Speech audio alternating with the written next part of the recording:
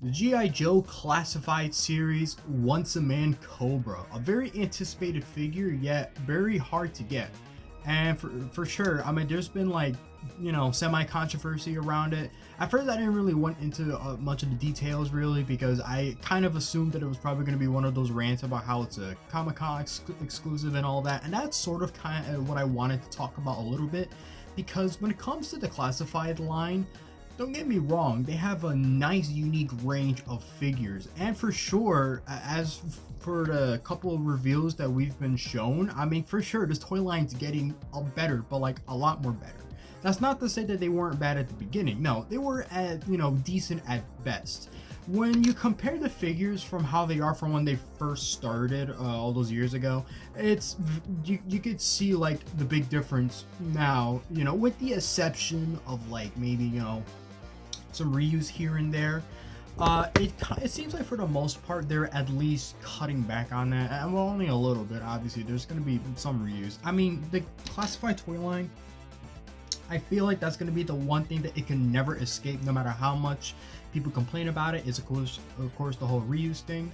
But I'm not here to talk about, all those other figures. I'm here to talk about just one specific one, which is of course the Once a Man Cobra. To add some context, this is basically Cobra Commander when he started transforming into an actual literal snake. And of course this is based off of the animated G.I. Joe movie that came out, it was like late 80s, early 90s. Honestly, I can't really remember when exactly. The only thing I could really remember is that pretty much after the film, they did like a weird semi-continuation. It was like a half continuation, half reboot with the, some call it the Deke Entertainment G.I. Joe. That's like literally the only thing I could remember, 90s wise. And oh boy, that was kind of a turnoff for me, but well, we won't get into that too much, but obviously this figure is kind of special for that reason, because I mean, not to get into spoilers, not, maybe not heavy spoilers, but obviously the reason why he turns into a snake, I mean, well, let's just say, I mean, the movie itself though was crazy. I mean, it's like, wow, it's pretty much like what you expect from the original cartoon, but it's like so amped up, and I highly recommend you try checking it out if it's on YouTube. I don't know, on and off sometimes you can actually watch the movie for free. Not Viper Island though. We're not talking about that, because I remember when he uploaded an entire film and the whole movie, and obviously he got into a lot of trouble for that and people tried to call him out for it.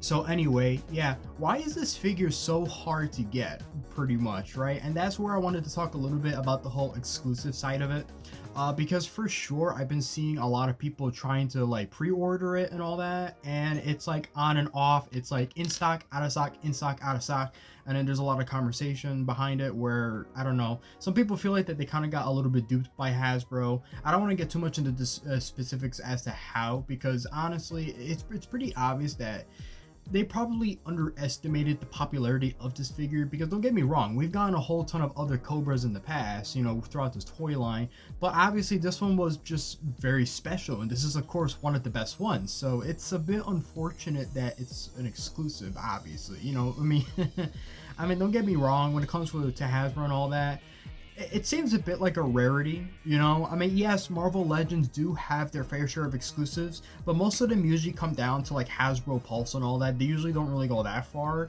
but you'll definitely notice that with G.I. Joe in specific, yeah, they had their own, kind of exclusives here and there, and it's bad enough whenever we get like the Night Force, which is like a Walmart exclusive for some reason. I mean, not all of them, but you get the idea. That's pretty annoying. And then of course you got the Tiger Force, which is a Target exclusive, sometimes kind of on and off. It's really annoying, obviously, but you get the point, right? But there's just something about Cobra in specific that I just can't stand, and I need to talk about why. Throughout the classified toy line, we've gotten about, at least, I want to say from the top of my head, not counting this one, at least 5. Of course, I finally managed to fix up my collection nicely. Probably gonna get ruined again, but you get the point, right? Because I keep knocking into it with my chair.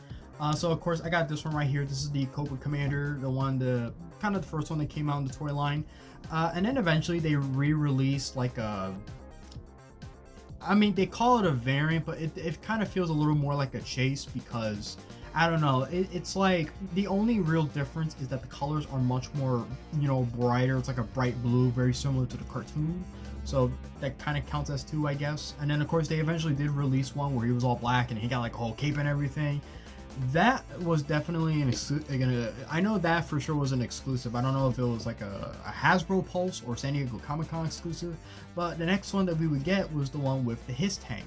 Of course, you got the classic cartoon Cobra Commander, and obviously, if you want that figure, I mean, you're gonna have to do one of two things: buy the his tank, which is gonna cost you like 100 something. Honestly, I have no idea how much it is really. I didn't even look into that. Or, if you don't really care about the his tank but only want the figure, good luck with that, because obviously you can't really buy it separate, so most likely you're gonna have to go on eBay and pay like a very stupid expensive price. And here's where the twist comes in, right? Seems like for the most part they actually do plan on releasing, that specific Cobra separate in stores at some point anyway. So it's like, oh, okay. At least us, people that don't, dive so much into that type of like bigger projects, at least we're kind of able to get the classic Cobra. But like, holy crap. Why is this so complicated just to get this one dude? He's supposed to be like the main villain, and it's like for some odd reason you try to get like the best version of him, and it's like, no, I don't know what it is, and I can't help but just talk about it because they only seem to do it with him. They don't really do it with any other characters. So far it seems like he's definitely had the most exclusive out of everybody, of course not counting army builders and all that, because I know, like I said, the his tank obviously comes with a fair share of a couple of Cobra, soldiers and all that, which is always very nice. Come on, why wouldn't you want to have an army of Cobra soldiers? I mean, come on. I remember when people used to rant about the Python Patrol, saying that they look ugly with their colors and all that, and I'm like, guys, but it's been like that throughout GI Joe history. What are you talking about? We've always had a huge variety of Cobra soldiers and, troopers, robots. I'm like, why is it like weird that they decide to pick this particular one? Why? Because the colors are ugly? My god. You know what I think is ugly? This figure, because this is such an outdated Cobra figure. Like a nice little update would be nice. So because the Once a Man one is obviously, something special, it's when he turns into a snake and all that, and of course it's kind of the closest thing you could get to the classic cartoon.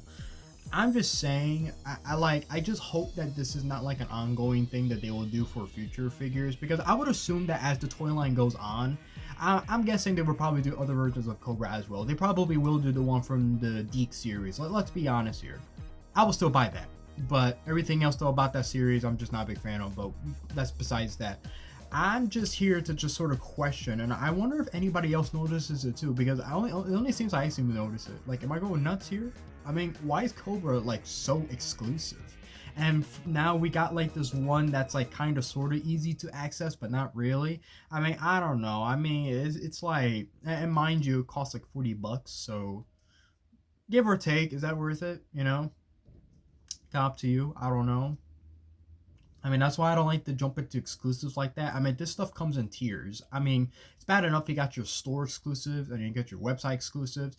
The only thing is, from what I've heard, I don't know how true this is. Now, the part that is true is that you actually can buy it on the Hasbro's website, on Hasbro Pulse, so okay, that's good, I guess. I have heard that this figure is actually a fan channel exclusive, meaning that you could get this in places like GameStop and all that, but I've only heard that from like one or two sources, and if I can't remember what those one of two sources is, then I'm just going to assume that that's probably not true. Maybe it is, maybe it isn't, I don't know. What do you guys think? Do you think this figure is worth getting?